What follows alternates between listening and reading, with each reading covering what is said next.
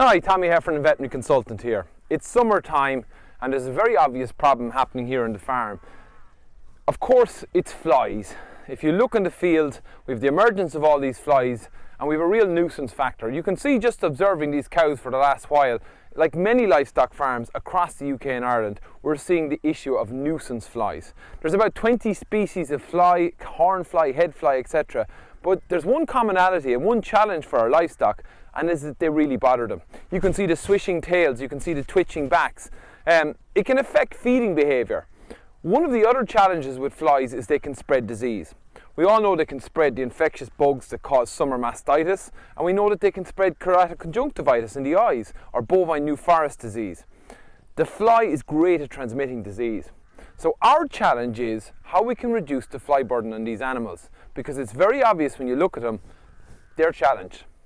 So on this farm here, we need to really start thinking about fly control. And traditionally we've used pyrethroids quite successfully. They're topical applications, they can be in ear tags, they're the likes of cypermethrin or deltametrin. And these topical preparations will kill flies. They need to be regularly applied. And some of the tips I'd give is, not to forget the swish of the tail when you're applying these, because it gets a better spread around the udder, particularly where you're looking at summer mastitis risks. But pyrethroids, like a lot of our chemicals we use on farm, are coming under increased focus because they're not only killing the flies, they're harming a lot of the biology within the farm itself. One of the most important species we need on farm is a dung beetle. He forages in dung, bringing the nutrients and recycling the nutrients in our dung pats.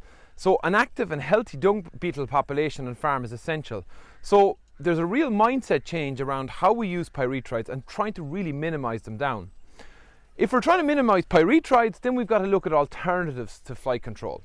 When we look at topical preparations, there's lots of them, and I've used them, and we're going to have to begin using them on farm here.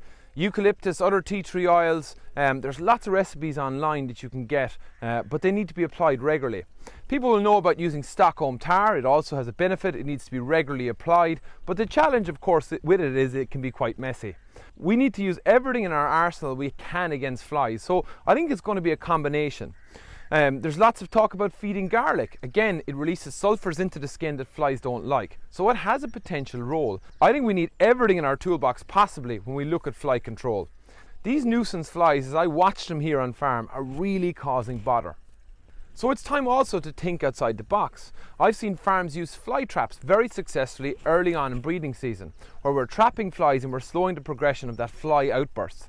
I suppose management, if we look at management as well, we can really, and there's a fly bothering me, if we look at management factors, looking at risks fields, flies like shade, that can be a big challenge on farms, avoiding woodland.